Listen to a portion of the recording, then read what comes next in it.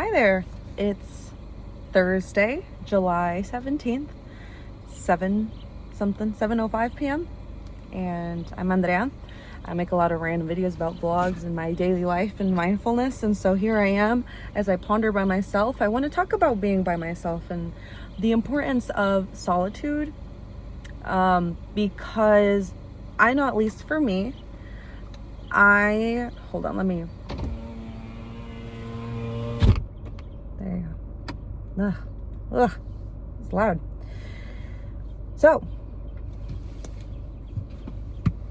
I really was able to practice what I talk about as the self and the separation of the self and the IFS system that I used when I was alone. When I am alone, that's really when you get to process and reflect.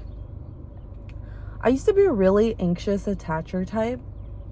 I remember I constantly had to be in contact with someone, had to tell someone what I was up to, had to know what other people were up to feel seen, to feel productive, to feel like I was a full person.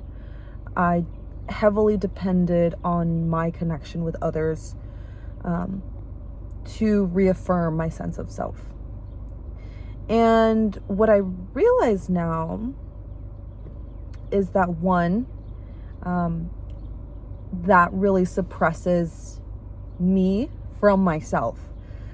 There was zero space and time in which I was comfortable in the silence, and I could really use the silence productively, which is bad, right? I think it's important to know how to be alone. But it's also a little bit normal, right? We are humans. We are not made to be alone or navigate the world by ourselves, but I've definitely created a new appreciation for the silence and trying to not run away from it.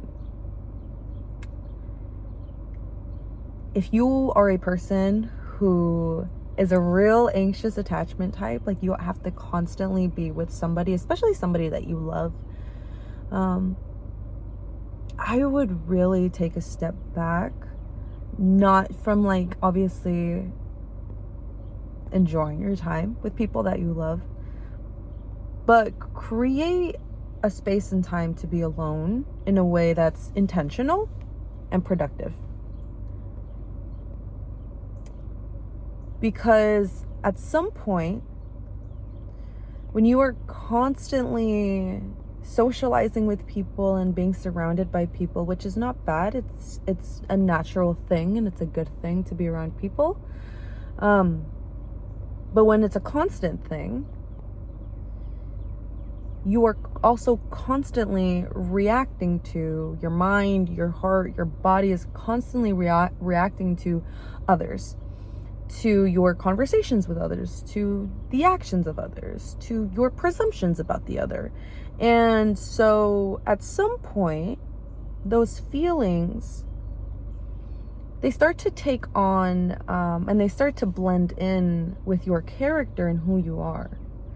I think a mistake that I made, or something that at least just wasn't productive, that I made a lot, was because I needed that's the language I want to use. It was a need for me to constantly be with people, to constantly be with a man that I loved and have his romantic validation.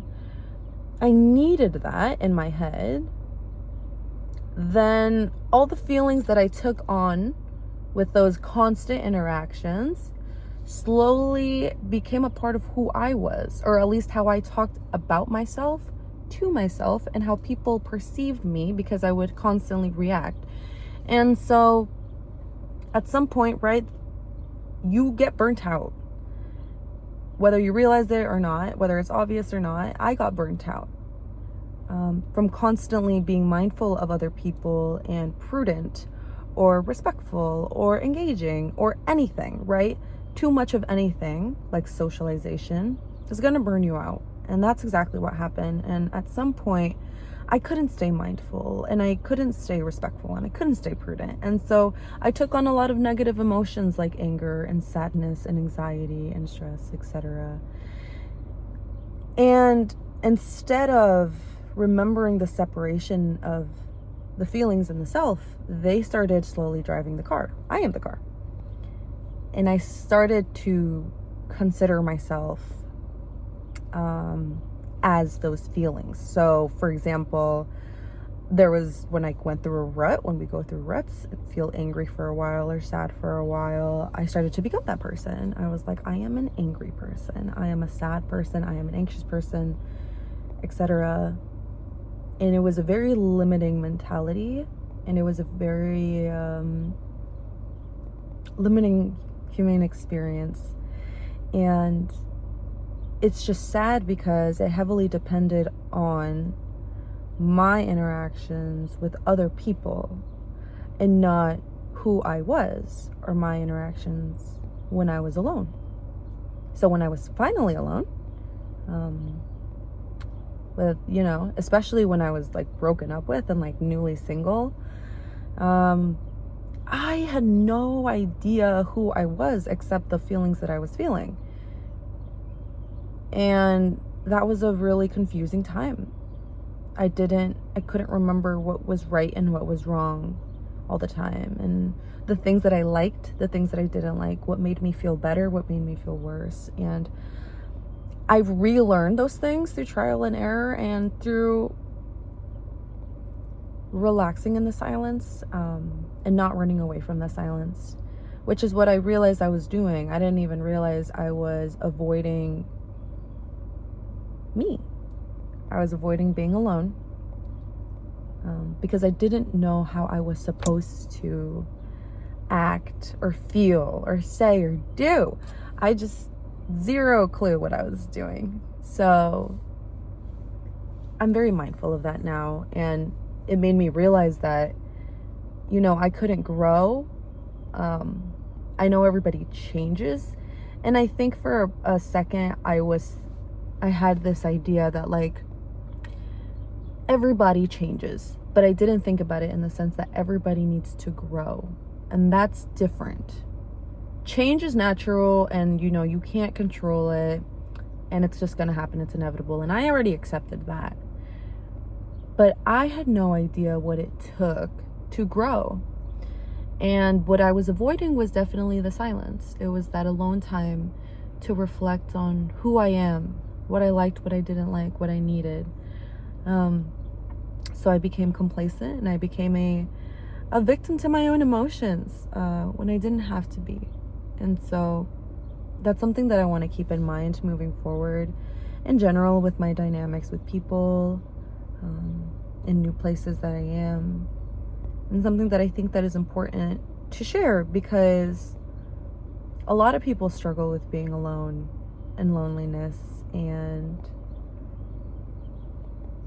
I think that a lot of people in my life tend to run away from the silence, subconsciously, or kind of like unconsciously more so, right? When we scroll on our phones, when our screen times are like 5+ hours, and we're spending them on social media, right? It's a way to kind of quiet the mind, because we're constantly consuming. And I'm not about to be like, oh, social media is bad and horrible, and obviously there's its cons, but something that I have realized from taking a little break is that there are a lot of thoughts in my head, and some of them are lovely, some of them are interesting, but you never really know what's up there when you're constantly distracting your mind and consuming. Also, another thing to note though, when you are in this new place of solitude and intentional silence, is that you are not the voice of your mind. There is literally a book that is called You Are Not the Voice of Your Mind. I learned this when I was like 14 or 15 or something, when I was in therapy. Helped me a lot. Didn't read the book, so don't ask me a thing about that. But I read like maybe 3 pages. I would read it now. I don't know where it is. But that accepting that was really nice, because I think that we tend to freak out when we have a thought we don't like, or when we think about something we don't want to think about. It's like, oh my God. And we react to to ourselves and to our mind. And so understanding that, you know, you can't always control what comes to mind, or that our thoughts don't always really belong to us or are created from us. But we can always react, we can always control how we react to those thoughts and what we decide to do with those thoughts. So my recommendation, these are just my 2 cents that nobody asked for having negative thoughts, especially in solitude. First, accepting the feelings that come with them. Understanding that, like, you are not the voice of your mind. It's not always a great thing to think about things you don't want to think about, right? I don't know if anybody's actually like choosing the suffering, but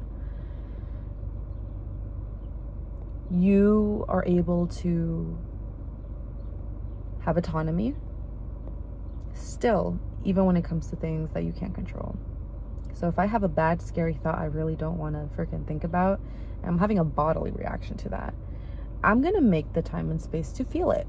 It's like, shoot, now I know that I don't want to think about that, or I don't, you know, that I don't like that. That's unpleasant to me. Let me sit with that.